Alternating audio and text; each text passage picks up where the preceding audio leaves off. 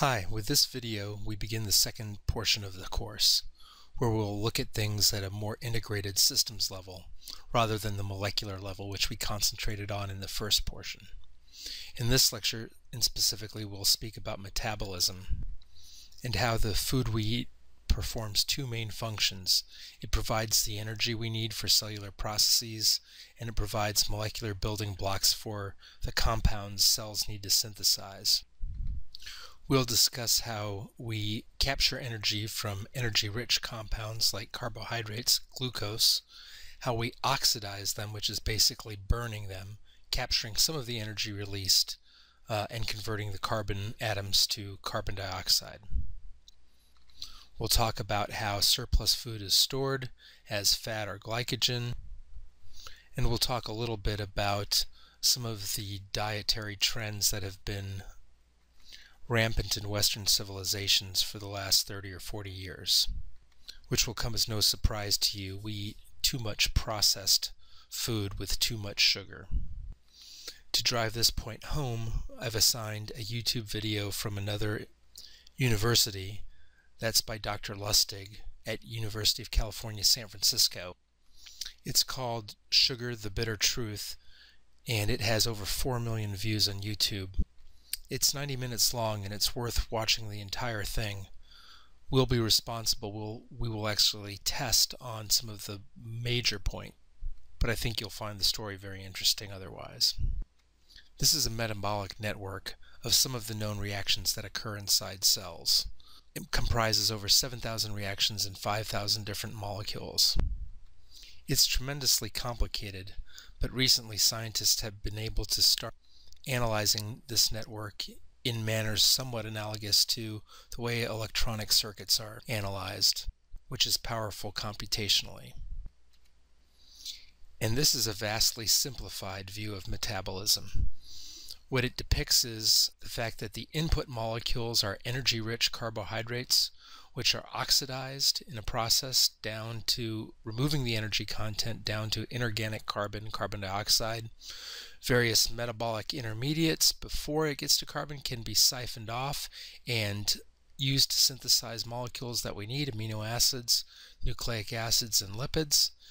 And also it highlights that while we are oxidizing the carbohydrates, we're capturing energy in the form of ATP, which is synthesized from ADP, and this provides the energy for many of the uphill energetic reactions that are needed to synthesize these larger molecules. This process of oxidizing sugars down to carbon dioxide is so central to life, it's known as central metabolism, and there are two main parts, glycolysis and the citric acid cycle. The glycolysis happens in the cytosol. It's where glucose will get converted down, a 6-carbon sugar, as you know, will get converted down to pyruvate, a 3-carbon sugar. The pyruvate will get converted into acetyl-CoA, which it will enter into the citric acid cycle in the mitochondria, and there you'll be producing carbon dioxide. As we go through this oxidation process from glucose down to pyruvate, we can siphon off intermediates for the synthesis of various molecules like amino acid, fatty acids, and sugars. And in the meantime, we'll capture energy in the form of ATP. The details of this process will be explained in this set of lectures and the next set of lectures. So that was the breaking down part of the metabolism, and here is what we know about the building up part of the metabolism. In many bacteria, many organisms, we know the exact proportion of the amino acids, phospholipids, nucleotides, and other cofactors that we need to synthesize in order to support cell division, new cells. And this lays the foundation for the calculations that people are able to do. As you can see, we know what the input is, and we know the connectivity of that metabolic network. Think back to that very complicated slide. So how does the biomass percolate through the network in order to produce these molecules in these relative amounts for cell growth? That it works as well as it does is rather amazing, and it really heralds the future in terms of how computational approaches can really be predictive in biological experiments. As we mentioned, as we're oxidizing glucose, some of these intermediates can be siphoned off to make amino acids here, here, and here. And I just want to keep that in mind as we look at the next slide, which is to emphasize that humans can only make 10 of the amino acids from sugars. That is, even if our diet contained none of these 10 amino acids, we would have no problems producing them. However, we do have 10 amino acids which are called essential, and the only way that we get these is by direct ingestion. It's interesting to speculate about it evolutionarily. The lowly bacteria and even chicken can make all 20 of the amino acids, but somehow humans have lost that ability to make 10 of them. In the next lecture, we'll talk a little bit about photosynthesis, and here I just want to take the big picture view of its relationship to respiration. They're in many ways the inverse processes. Again, to recap what we do, we eat sugars, we breathe oxygen, we oxidize the sugars down to carbon dioxide, and we extract that energy to create useful chemical bonds.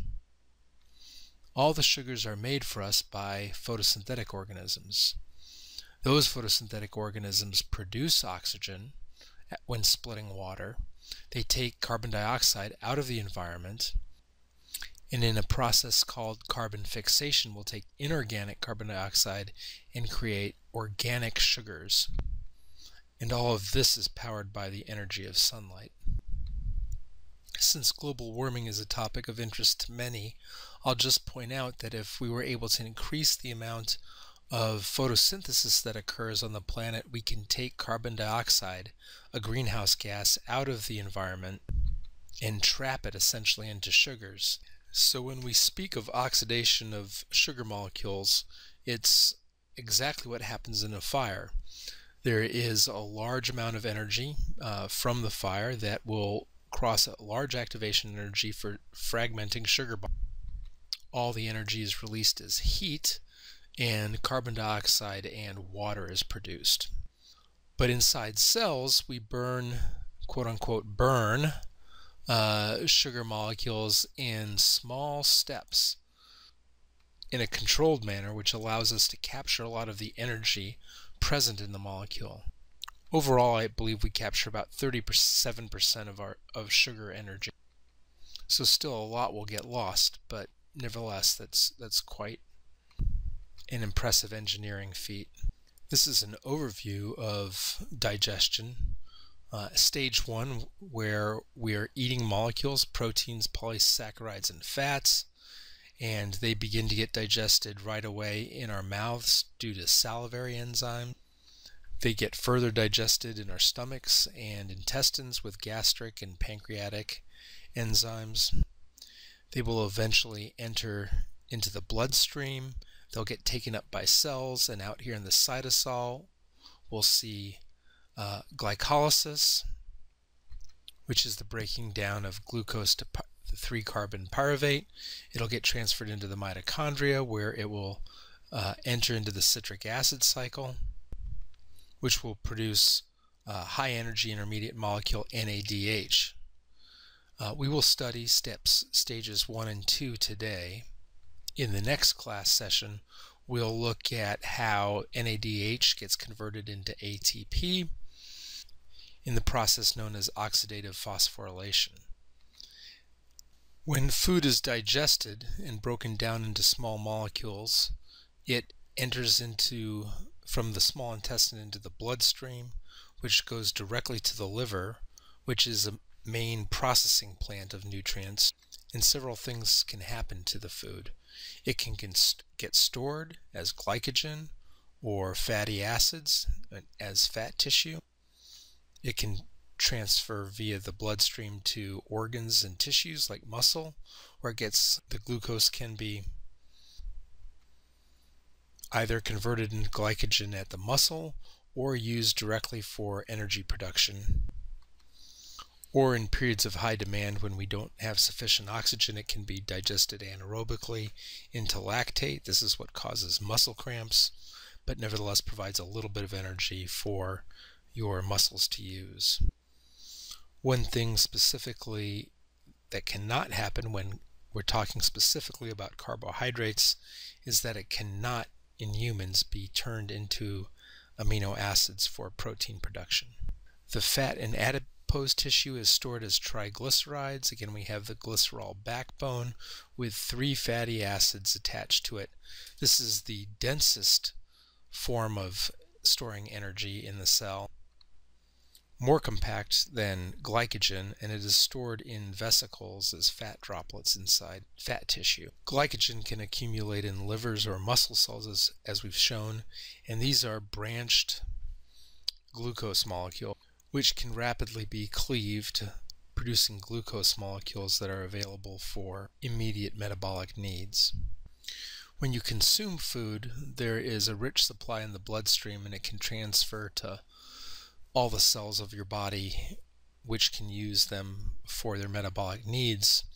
In between meals, when we get hypoglycemic or we don't have a huge influx of nutrients, we can get energy from stored fat, which is hydrolyzed into fatty acids from a fat cell. These will enter the bloodstream, and then these fatty acids can supply muscles and other tissues as an energy source for the production of ATP.